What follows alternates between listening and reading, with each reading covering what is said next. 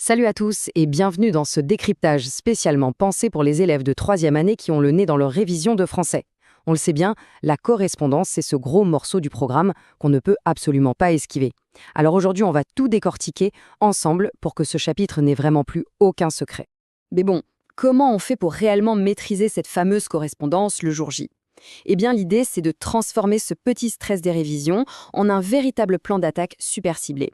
L'objectif, rafraîchir les mémoires, éviter les vieux pièges dans lesquels tout le monde tombe et surtout, aller chercher un maximum de points. Et pour ça, rien de tel que de visualiser très exactement ce qui fait titiller les correcteurs au moment de noter la copie. Au programme de notre synthèse aujourd'hui, on va d'abord disséquer l'anatomie de la lettre, ensuite on fera le match, la conventionnelle contre la personnelle, on enchaînera avec l'art de l'autorisation, puis l'art de l'invitation, avant de finir en beauté sur la maîtrise du courriel formel. C'est parti! Allez, on entre tout de suite dans le vif du sujet avec notre première partie, l'anatomie de la lettre. Alors, ce qu'il faut vraiment capter ici, c'est la gestion de l'espace. Une lettre formelle, c'est un peu comme un puzzle géométrique très strict sur la feuille d'examen. Étape 1, l'entête, c'est-à-dire l'émetteur, ça va tout en haut à gauche. Étape 2, le lieu et la date, immédiatement suivi du destinataire. Hop, on décale ça bien vers la droite. Étape 3, retour à gauche pour l'objet, super important l'objet, et la formule d'appel. Ensuite vient l'étape 4, le gros du travail, le corps du texte. On veut une vraie introduction, un développement et une conclusion. Et enfin, l'étape 5, tout en bas, la formule de politesse et la signature. Dites-vous bien que les profs scannent d'abord cette structure globale en un coup d'œil avant même de lire le tout premier mot. C'est littéralement la première impression. Et en parlant de la toute dernière étape, la signature, attention, c'est le piège classique par excellence. Dans un contexte formel, on ne signe jamais, au grand jamais, juste avec son prénom. Il faut impérativement y mettre le nom et le prénom complet. En plus de ça, on trouve souvent de petites subtilités administratives, comme les mentions par délégation, par autorisation ou par ordre. Tout dépend du statut de celui qui écrit. Franchement, ce serait tellement dommage de perdre des points pour une simple initiale oubliée, non? Ce qui nous amène logiquement à notre deuxième partie pour voir comment tout ça s'adapte, conventionnel contre personnel. Visuellement parlant, le grand écart est frappant quand on compare un courrier adressé à une institution et un petit mot pour un ami proche. D'un côté, on a la lettre conventionnelle. Elle est ultra rigide, elle exige la fameuse mention objet pour annoncer la couleur directe, une formule d'appel très codifiée du style Madame la directrice et bien sûr la signature complète dont on vient juste de parler. De l'autre côté, la lettre personnelle s'allège d'un seul coup. Fini l'objet, ça ne sert plus à rien, la formule d'appel devient hyper chaleureuse, genre mon cher ami, et là, un simple prénom à la fin suffit amplement. C'est un contraste radical qu'un élève de troisième année doit avoir complètement gravé en tête.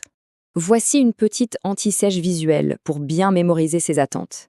C'est assez fou de voir à quel point le ton doit basculer selon la personne à qui l'on s'adresse. Pour la lettre conventionnelle, on attaque avec un bon « Monsieur le directeur » et on ferme la marche avec une formule bien lourde et solennelle comme « Je vous prie d'agréer ».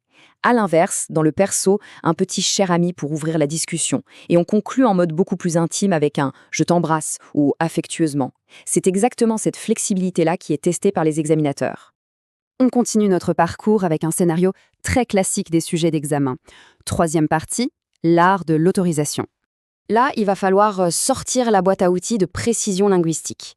Selon la consigne, il va falloir jongler entre plusieurs postures. En gros, il y a 3 grands piliers pour gérer une autorisation. D'abord, pour demander poliment, un « je vous demande la permission de » fera toujours mouche. Ensuite, si le sujet vous place dans la peau de l'autorité qui valide, « je vous autorise à » est la tournure parfaite. Et si malheureusement il faut refuser, eh bien on y met les formes tactiques « je suis désolé, mais ce n'est pas possible ». Avec ce trio en poche, c'est le sans faute assuré.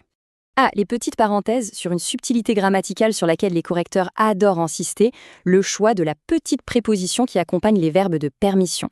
C'est tout bête, mais il faut absolument retenir la construction. On dit toujours « autoriser à faire quelque chose » avec le « a » accentué. Par contre, attention, on doit écrire « permettre de » avec le « de ». Ça a l'air d'un détail de rien du tout, c'est vrai, mais c'est littéralement ce genre d'exactitude qui fait décoller la note d'une copie. Allez, on avance sur un autre pilier incontournable de la préparation. Quatrième partie, l'art de l'invitation. Ce qu'il faut absolument retenir ici, c'est qu'une invitation, ça ne s'improvise pas du tout. Le corps de la lettre doit suivre une ossature implacable en 3 parties. Petit 1, on annonce clairement l'événement, sans oublier la base, à savoir la date et le lieu. Petit 2, on explique très précisément ce qu'on attend de la personne qu'on convie. Et petit 3, on termine obligatoirement en demandant une confirmation de participation. C'est mathématique, s'il manque une seule de ces 3 étapes, l'évaluateur considérera que le travail est incomplet. Et tout comme pour l'autorisation tout à l'heure, on a besoin d'une matrice de vocabulaire. Avoir ces expressions toutes faites en tête, c'est un gain de temps monumental lors de l'épreuve. Pour inviter avec élégance, un « nous sommes ravis de vous convier » passe à merveille. Si on doit rédiger une réponse d'acceptation, on peut y aller avec « oui, certainement » ou un franc « c'est avec une immense joie ». Et pour dire non, « je suis pris, c'est impossible » ou « je le regrette » permettent de décliner la proposition tout en conservant la politesse de rigueur. Et pour vraiment couronner une lettre d'invitation officielle, rien de tel qu'une bonne formule bien imposante à la fin. Sortir un « Veuillez agréer, monsieur, l'expression de nos sentiments les plus distingués », c'est dense, c'est solennel, c'est la touche de finition qui prouve aux profs que les codes de la haute correspondance traditionnelle sont maîtrisés sur le bout des doigts. Mais la réalité, c'est que la communication a beaucoup évolué, et les programmes scolaires aussi. Ce qui nous amène à notre 5e et dernière partie, maîtriser le courriel formel. Le choc des cultures entre le monde du papier et celui de l'écran est super intéressant à analyser.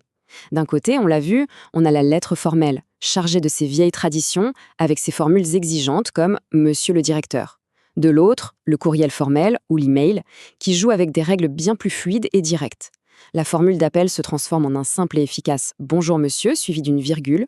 Quant aux tartines de politesse interminables de la fin, envolées, on les remplace par des salutations courtes. Le cadre reste très professionnel, mais le support informatique réclame, lui, une vraie concision. Du coup, si le sujet de l'examen exige de rédiger une réponse à une invitation, mais sous forme d'email, voici le plan d'action infaillible en 4 étapes. 1. On remercie d'emblée, avec un « suite à votre invitation » par exemple. 2.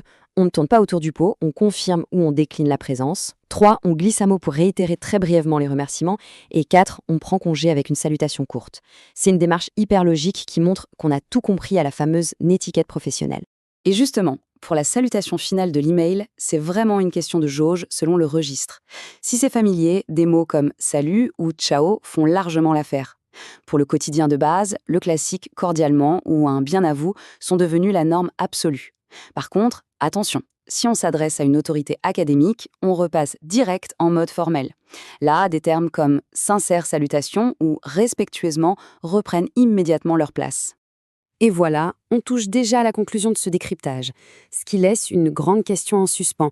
Quelle formule de politesse parfaite viendra clore cette fameuse copie d'examen ?